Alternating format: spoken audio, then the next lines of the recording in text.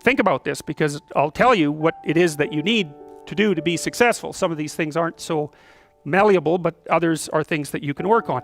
Well, IQ, well, that's a rough one, because there's no evidence, as far as I can tell, that you can do a damn thing about your IQ. I was just reading a paper by Dan Simon today. It's a relatively recent review. Dan Simon did the invisible gorilla stuff, and he was looking, because there's all these companies that claim that these online brain training exercises can produce cognitive improvements, and he reviewed the literature again, and I've reviewed that literature like 6 times in the last 15 years, because I keep hoping that someone will crack the problem, but it's always the same answer. It's like, you do brain training games, you get better at the game, a lot better at that game. You get slightly better at similar games, but distal games that are still heavily cognitively loaded doesn't affect your performance at all. Zero, none. So the issue of how to raise IQ, man, that's a killer. No one knows how to do it. I can tell you how to stop your IQ from decreasing as you get older. That's not so bad, because it does that. Fluid IQ decreases from the time you're 20 and pretty rapidly. It's physical health is the best preventative. So exercise, physical exercise. Weirdly enough, you know, you'd think, well, why? Well, your brain uses oxygen like mad, right? And it needs to be kept clean and well oxygenated. And physical exercise, both like weightlifting, so anaerobic and aerobic exercise both seem to be very, very effective at staving off cognitive declines across the lifespan. So that's a really useful thing to know, because that's the only thing we know that does that. So then the next best predictor of lifetime success is conscientiousness. Well, so, and of the 2 aspects of conscientiousness, say orderliness and industriousness, the better predictor is industriousness. So the question is, well, what can you do about your industriousness? And the answer to that is, well, that's kind of rough too, because there's a strong genetic component. But you can work on micro habits with regards to your conscientiousness. And I think the best micro habits, this is partly to do with this future authoring program processes, I think the best thing you can do with regards to your conscientiousness is to set up some aims for yourself, goals that you actually value. And the future authoring program helps people do that. And basically, it does a situational analysis it helps you do a situational analysis of your life more than a psychological analysis, I would say. And so the questions are something like, well, all right, you're going to have to put some effort into your life. And you need to be motivated to do that. And so what are the potential sources of motivation? Well, you could think about them in the big 5 manner. You know, if you're extroverted, you want friends. If you're agreeable, you want an intimate relationship. If you're disagreeable, you want to win competitions. If you're open, you want to engage in creative activity. If you're high in neuroticism, you want security. Okay, so those are all sources of potential motivation that you could draw on, that you could tailor to your own, you know, your own personality.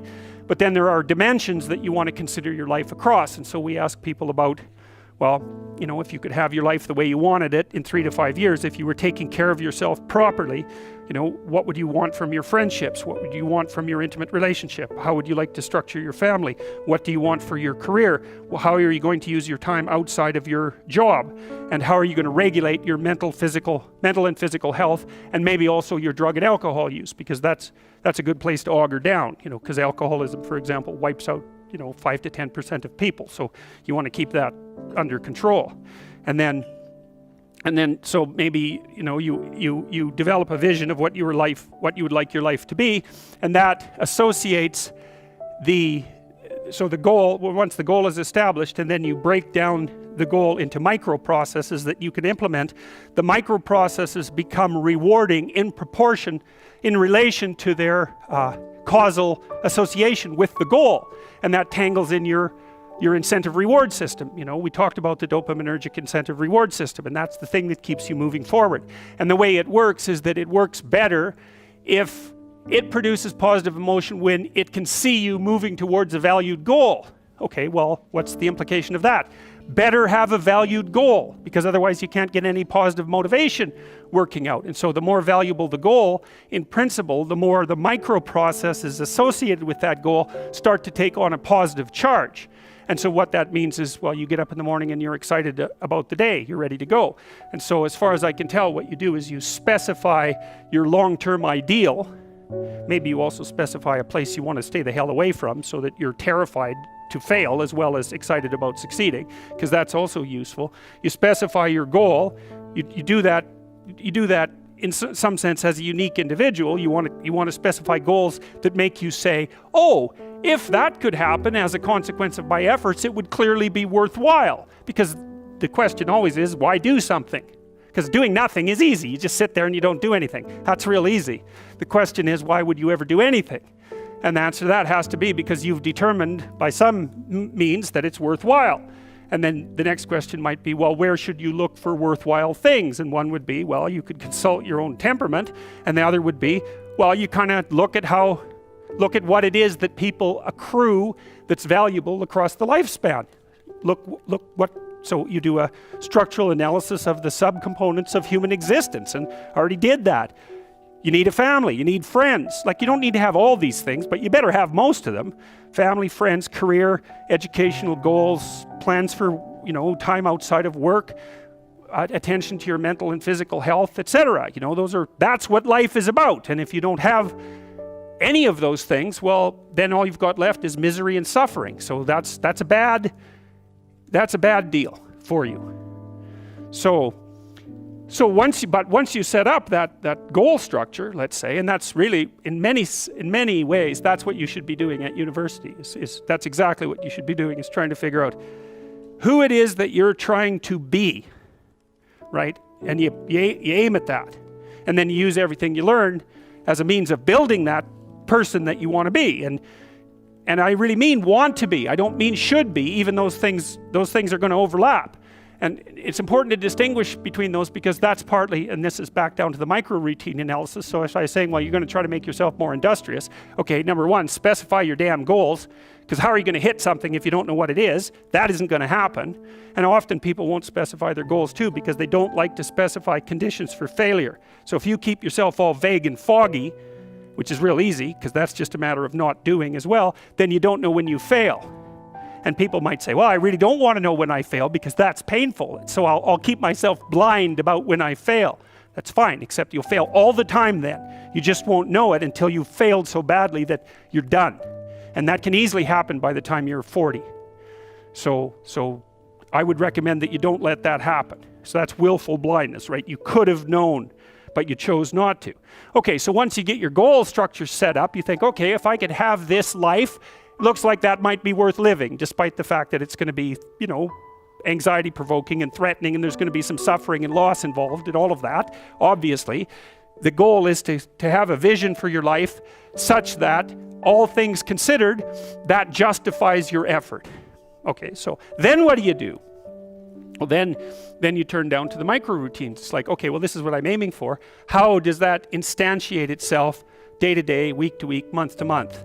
And that's where something like a schedule can be unbelievably useful. Google Calendar. It's like, make a damn schedule and stick to it. Okay, so what's the rule with the schedule? It's not a bloody prison.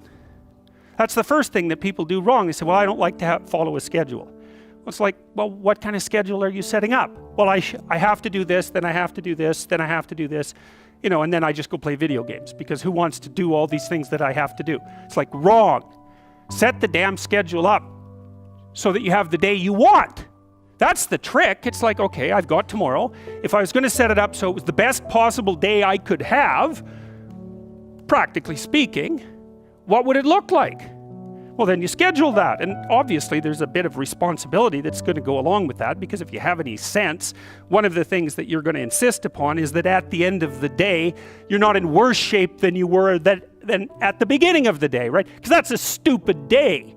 If you have a bunch of those in a row, you just dig yourself a hole and then you bury yourself in it. It's like, sorry, that's just not a good strategy.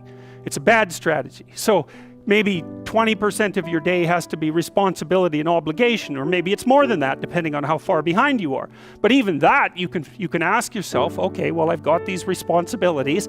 I have to schedule the damn things in. What's the right ratio of responsibility to reward? And you can ask yourself that, just like you'd negotiate with someone who is working for you. It's like, okay, you got to work tomorrow. Okay, so I want you to work tomorrow. And you might say, okay, well, what are you going to do for me that makes it likely that I'll work for you? Well, you could ask yourself that, you know. So maybe you do an hour of responsibility and then you play a video game for 15 minutes. I don't know, whatever turns your crank, man. But, you know, you have to negotiate with yourself and not tyrannize yourself. Like you're negotiating with someone that you care for, that you would like to be productive and have a good life. And that's how you make the schedule. It's like, and then you look at the day and you think, well, if I had that day, that'd be good. Great. You know, and you're useless and horrible, so you'll probably only hit it with about 70% accuracy, but that beats the hell out of 0, right? And if you hit it even with 50% accuracy, another rule is, well, aim for 51% the next week, or 50.5% for God's sake, or because you're going to hit that position where things start to loop back positively and spiral you upward. And so that's one way that you can work on your conscientiousness, is plan a life you'd like to have. And you do that partly by referring to social norms. That's more or less rescuing your father from the belly of the whale. But the other way you do that is by having a little conversation with yourself about, as if you don't really know who you are, because you know what you're like. You won't do what you're told. You won't do what you tell yourself to do. You must have noticed that. It's like you're a bad employee and a worse boss, and both of those work, you know, for you. You don't know what you want to do, and then when you tell yourself what to do, you don't do it anyways. You should fire yourself and find someone else to be.